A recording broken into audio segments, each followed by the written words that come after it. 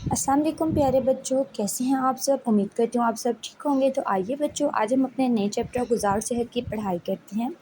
आप सब अपनी बुक का पेज नंबर 52 ओपन करेंगे। ग़िज़ा और सेहत, ठीक है।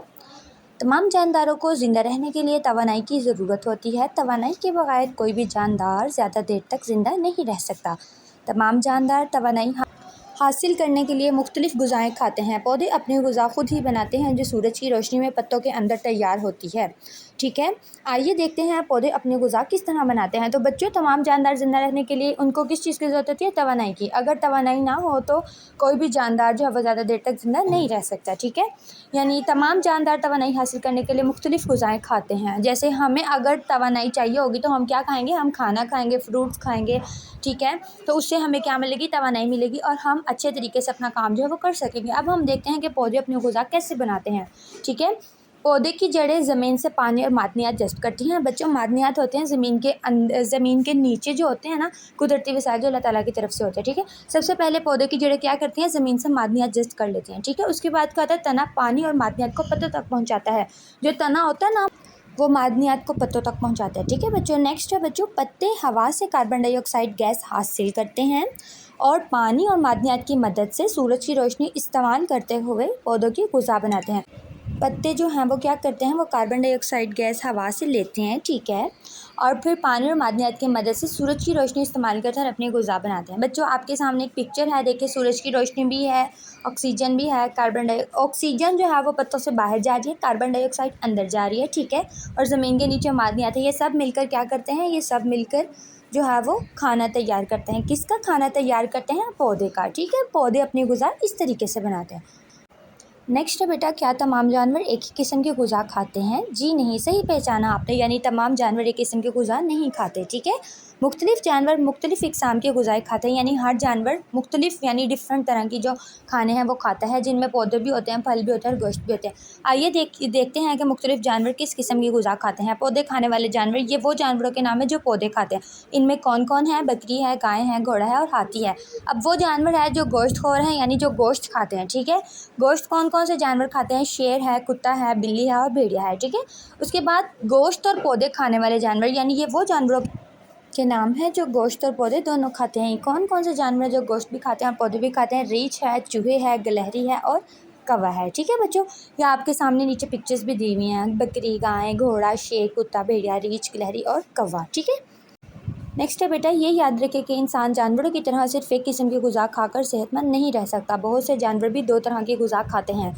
इंसान को सेहत और तवानाई के लिए मुतवाज़न ग़िज़ा की ज़रूरत होती है, जिसमें तमाम किस्म के तवानाई बख्श अज्जा शामिल हों।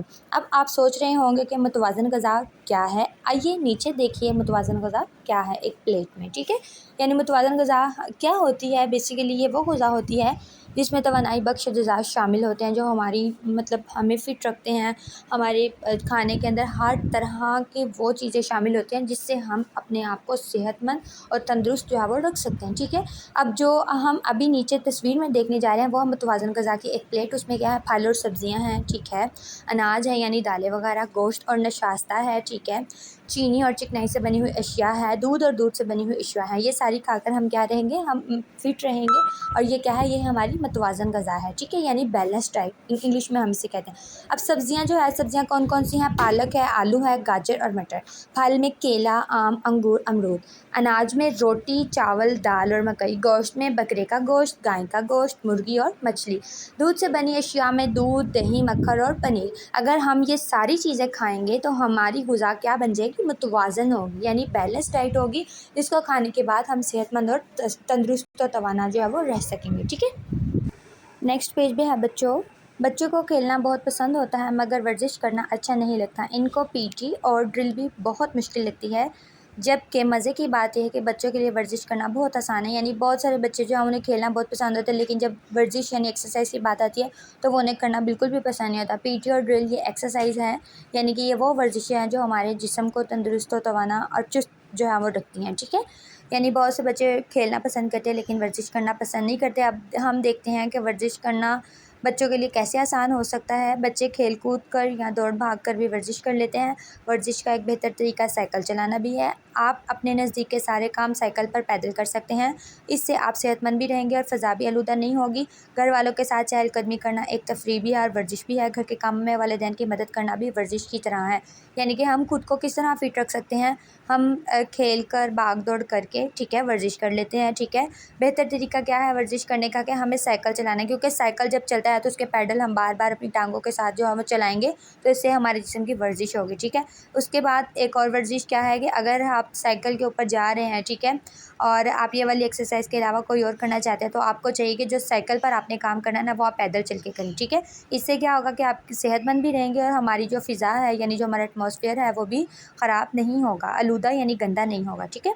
घर वालों के साथ चहलकदमी करना यानी कि चलना फिरना एक तफरीह भी है और वर्जिश भी है। इससे हम इंजॉय भी करेंगे और हमारी एक्सरसाइज भी हो जाएगी, ठीक है। घर के कामों में वालिदैन की मदद करना भी वर्जिश है। इसके बाद बच्चों आप सब अपनी नोटबुक ओपन करेंगे। नोटबुक के ऊपर एक पेज लीव करते हैं, जैसे हम क्लास में करते हैं। उसके ऊपर आप अपना टाइटल पेज जो है वो रेडी करेंगे। उसके ऊपर आप लिखेंगे गुज़ा और से, ठीक है। प्यारा सा टाइटल पेज आपने बनाना है, ठीक है। आज हम इसके सवाल जवाब जो हैं वो करेंगे। सबसे पहले आप उन्वान लिखेंगे गुज़ा और सेहत। नीचे आप सवाल जवाब की हेडिंग देंगे। हमारा सवाल नंबर 1 है, पौधे अपनी गुज़ा कैसे बनाते हैं। तो बच्चों हमने पढ़ाई बहुत अच्छे से की थी, आप सबको इसका आंसर आना चाहिए कि पौधे अपनी गुज़ा सूरज की रोशनी, पानी और हवा की मदद से बनाते हैं, ठीक है। क्वेश्चन नंबर यानी सवाल नंबर 2 है हमारा, क्या तमाम जानवरों की गुज़ा एक जैसी होती है। जी नहीं, तमाम जानवरों की गुज़ा एक जैसी नहीं होती, ठीक है। अगला सवाल है हमारा, मुतवाज़िन ग़िज़ा से क्या मुराद है। बच्चों इसको भी हमने बहुत तफसील से पढ़ लिया है पढ़ाई में। मुतवाज़िन ग़िज़ा वो होती है जिसमें जिस्म की ज़रूरत के मुताबिक तमाम ग़िज़ाई अज्जा मौजूद हो। सवाल नंबर 4 है हमारा, बच्चों के लिए दूध पीना क्यों ज़रूरी है।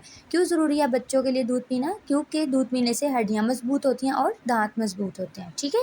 यानी दूध हड्डियाँ और दांतों को मजबूत बनाता है, ठीक है बच्चों। सवाल नंबर 5 है हमारा, अच्छी नींद क्यों ज़रूरी है। अच्छी नींद से हम तंदुरुस्त और ताज़ा रहते हैं।